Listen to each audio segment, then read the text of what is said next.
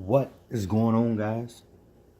It is me, your boy Flash Jones, back again with another video. And as you guys can see here in the opening shot, we got something new to show you guys today. So with that being said, let's go ahead and jump right on in to this video. Alright, so like I said, guys, got something new to share with you guys today, and what that is the ScaleTrains brand new 5188 cubic foot covered hopper by Gunderson. Okay, these are popularly seen on lots of BNSF grain trains. If you guys have ever seen a grain train, I don't know if I've ever caught the grain train in my in any of my railpan videos, but if I did, it's a pretty big, heavy train. It's like somewhere in the ballpark of like 16, 17, maybe even 18,000 tons heavy. It's a triple penetrator, meaning it's got power on the head end, power in the middle, and then power on the rear. So that'd be called head end power, cut end power, and DP at the rear end of the train. But we're gonna unbox this, guys, for the first time. Let you guys take a peek at her and see what we got. First, starting off with just the box, you guys got the standard presentation. Okay, you got the ScaleTrains, you got just a clear overview so you can see what's on the inside of the car. Okay, on the side of it, so to say, you just got some river counter branding. Okay, you got ScaleTrains, HO Scale. Okay, bottom of it, ScaleTrains, and on the very other side of it, you get some car information on it. Gunderson or Greenbrier Gunderson 5188 covered hopper with metal roof hatches and ATP A139 30 inches by 30 inches. This is the BNSF railway scheme, and this is the car number. Some more branding there. You got some information on the back. We've seen this before on their tank cars, so it's not anything necessarily brand new. You might have a little bit of a different history here. You can pause that and read it for yourself if you like. Okay, we'll slide it on down. Take a peek at that. Okay. And next we're just gonna completely unbox this little deal. My little watch is wanting to be funny right now. Alright, there we go. Next we're just gonna unbox this puppy and take a peek at it. Now, inside the box, get a couple extra roller bearing caps. It's always a nice touch because it does have rotating bearing caps. You do get this little pamphlet here. Okay, this gives you some information on the car, some history on it, and whatnot. If you open her up, get yourselves a very nice exploded parts diagram. Right on. Okay, hopefully you can get all that in the camera. Let's move it down a little more.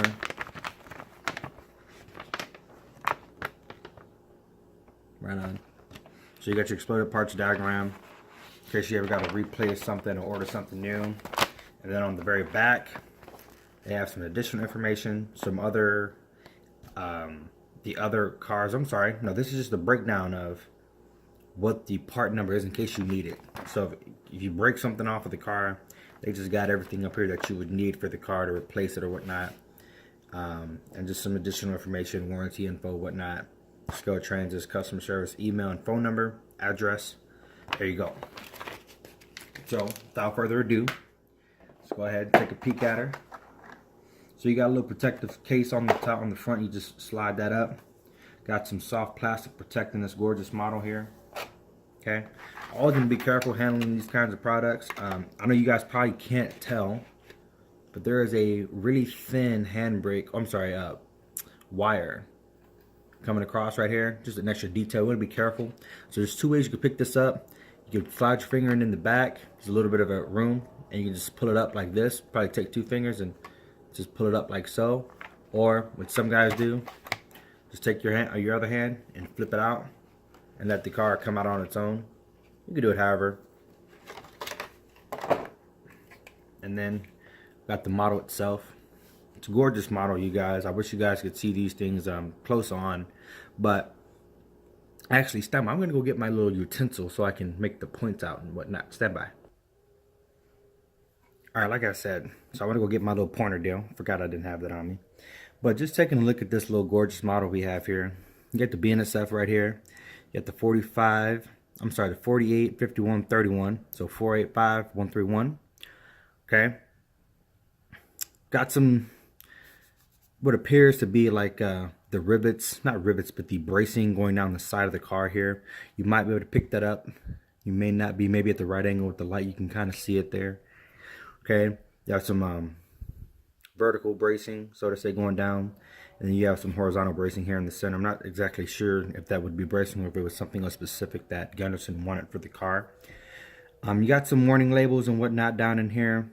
Some labels down in here, warning, some information here, some information here, some information here as well. All along the side of the car. It's got really good detail. I'll bring it up so you guys can take a peek at it. Maybe you might be able to read that with your own eyes there through the camera. See if it'll focus on that.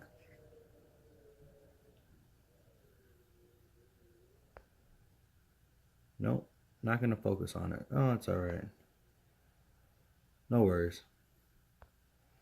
But if I take a look at it, I can read it. It says, do not apply vibrator to any part of the car body except vibrating brackets used on loaded car only. That's what it says right here. And I would imagine it says the same here. And yes, sir, that would be it. With my own eyes, I can't read that. It gets to be blurry with my own eyes, but I'm sure if you got a magnifying glass, you could probably make that out. But nevertheless, you have it there. It's a good detail added on the side of the car. You have more information here, some more details on the side here, and some more information here. And of course, you have the giant BNSF Wedge logo here painted on the side. Taking a look at the AN of this car. Not too much detail on this end, guys. You got your ladders running up to the side of the car, running up the back side of the car, rather, and some ladders here, some grab irons. You have your, I believe this is ScaleTrains' coupler. I forget their name of it, but it's their proprietary coupler, I believe. You have a coupler and cut lever. Sorry, guys, for some reason my camera decided they wanted to cut out on me there. Darn Samsung phones, but no issues. For some reason, I forgot that I didn't turn my flash on for the beginning part of the video. My apologies. I'll show you on the other car view unbox those in greater detail. But nevertheless, I believe I left off with the coupler. So you have the ScaleTrains coupler, you have the uncoupling and cut lever, you have your instrumental walkways here, you have your ladders running up the back side of the car. You have a grab iron on the top of the car, so when you walk up, you'd grab that one, so you'd have something to grab onto. You wouldn't just slide back down the end of this car. You do get some braking detail. You should be able to make it out down inside the body area. Okay, so you got some detail in there. We did the sides. Let's take a look. I did mention, sorry, the trainline air hose you get here with the silver tip and the coupling and cut lever.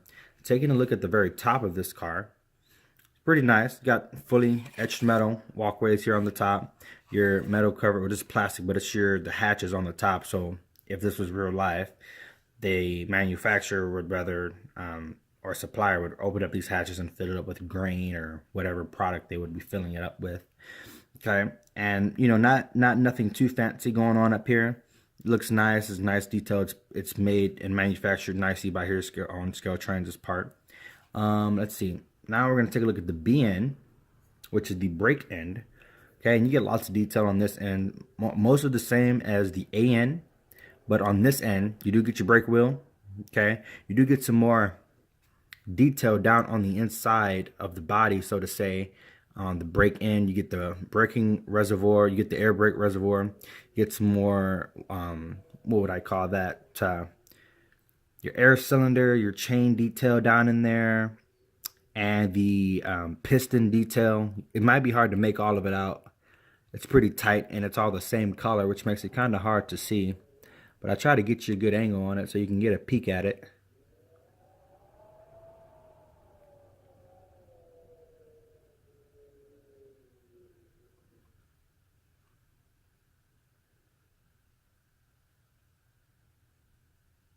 Lots of great detail down in there. Just so you know, this piece right here, if you can follow me, right down in there, that's your piston.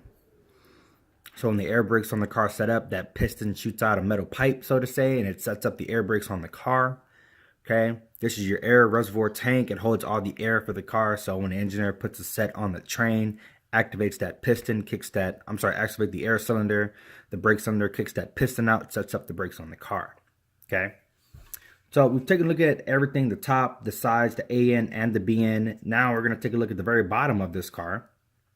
Okay, got your trucks here, not necessarily any truck detail rather, but one thing to make note of is when these trucks do swivel, get a little closer, when the trucks swivel, they will slap this coupler box for the coupler.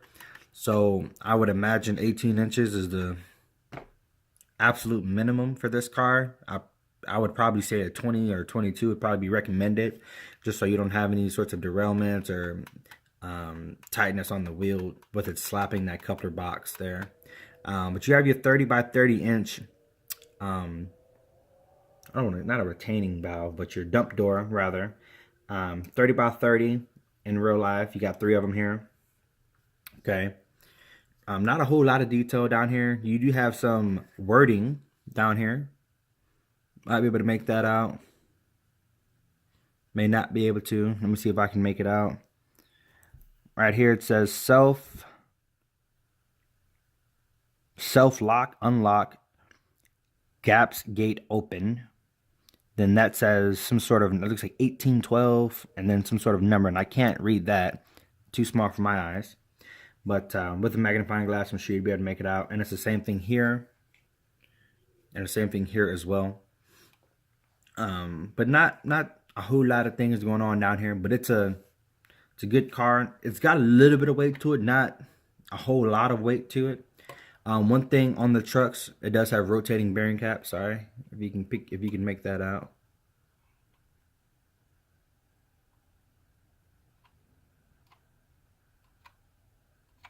There you go.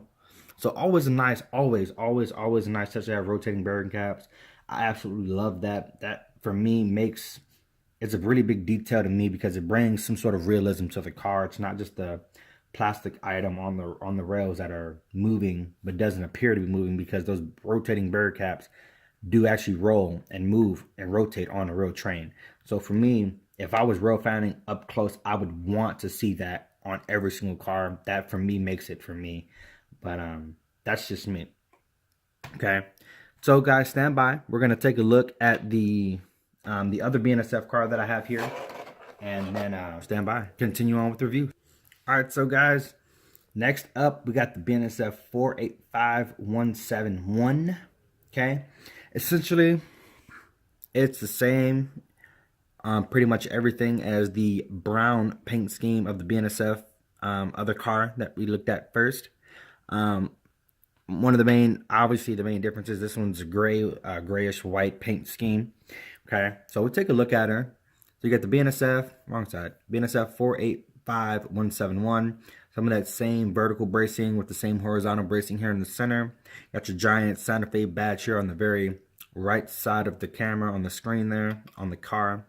Lots of the same warning labels as you can see here, whatnot. Looking at the top, we'll just take a quick peek at it. Looks the same. You can actually see through these a little bit better. Maybe if I get it at the right angle, you could probably see through it a little bit. Maybe not. But at least with my eyes, because it is etched metal, you can see through it. It gives it a nice realistic feel and appearance to it. You do have the same amount of grab irons on the top, one on the BN and one here on the AN. You have your center hatches to fill this car on the top. Taking a look at the AN, you have that same detail here on this side. You got the some more braking detail on this end, coupler and cut lever, the coupler, train line air hoses, and free hanging grab irons here and here. Your ladder running up, and just a little step. I'll show you guys that here in a second. If you guys can look here, might not be able to see it like that. Let's show it like that. There you go. So this little lever here, in case back in the day, where the brakes are on the top of the car, you'd have this little ledge so that there'd be a less of a gap in between these two cars. So that brakeman on that train would run from this car to this car to the next car to the next car, tying handbrakes to slow the train down. It was always nice to have this little ledge up here on the top to shorten up the gap so they didn't have to literally jump from here all the way to here. They could more so make a light little hop from here to here. So you can see that. But in addition, nowadays, trains don't do that anymore. Trains have much better braking systems. So this is now more so for the plant or company that's filling these cars with the grain or whatever product they're filling it with, so that their guy or their woman that's going up there opening these hatches can make that hop safely. Of course, the cars are stopped and they can make that hop safely without falling to what would appear to be a very painful fall in between these two cars. But it's always a good detail to have that, and of course I'm glad ScaleTrains is modeling that for sure.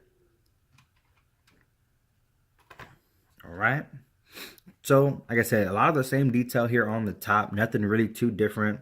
We looked at the AN just now. Now we're going to take a look at the BN. You might be able to make out some of the braking apparatuses a little bit better. Since this is in white now, you can most likely make it out a little better. I can't really see it on the screen. Actually, I can there. You got your air reservoir down here. You have your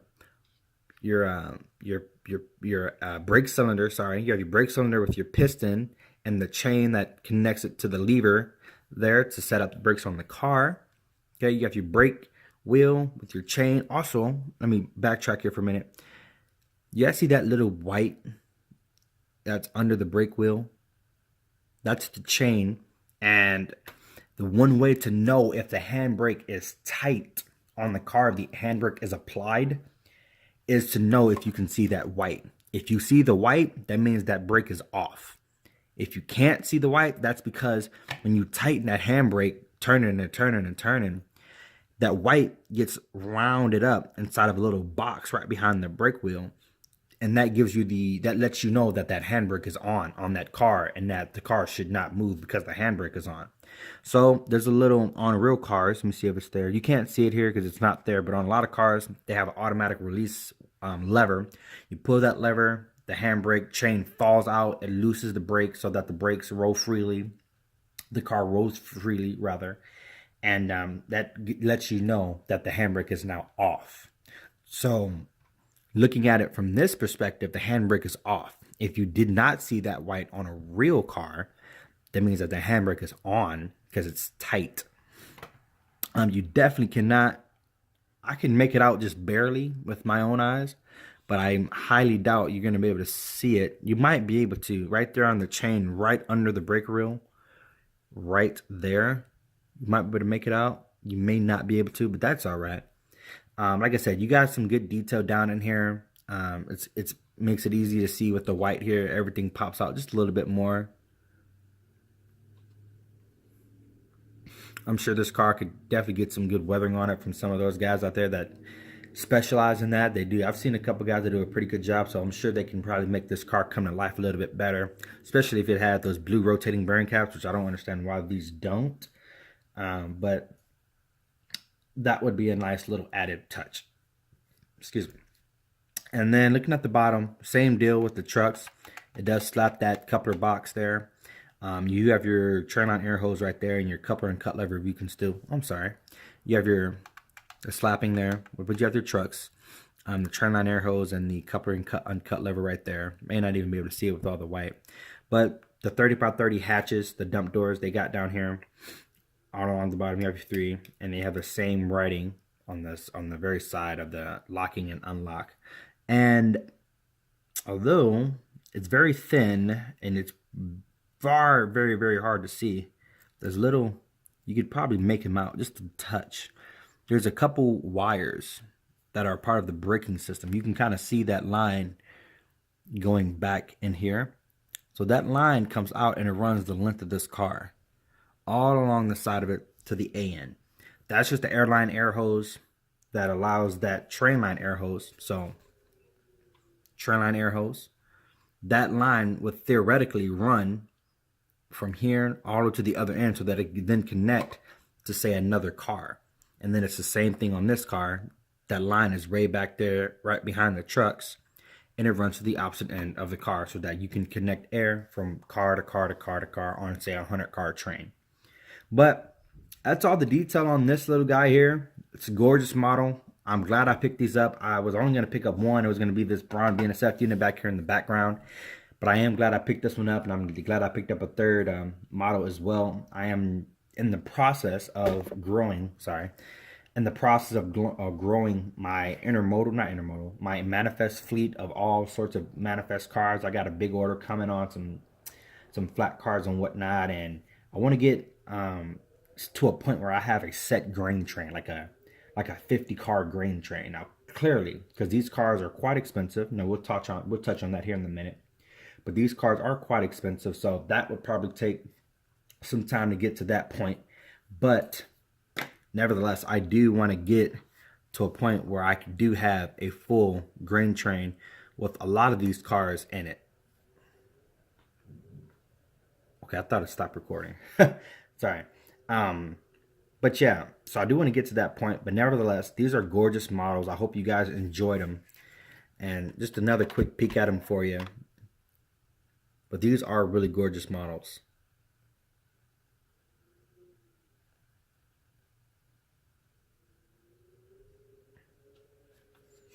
Take a look at both BNs there. You can kind of see some of that detail.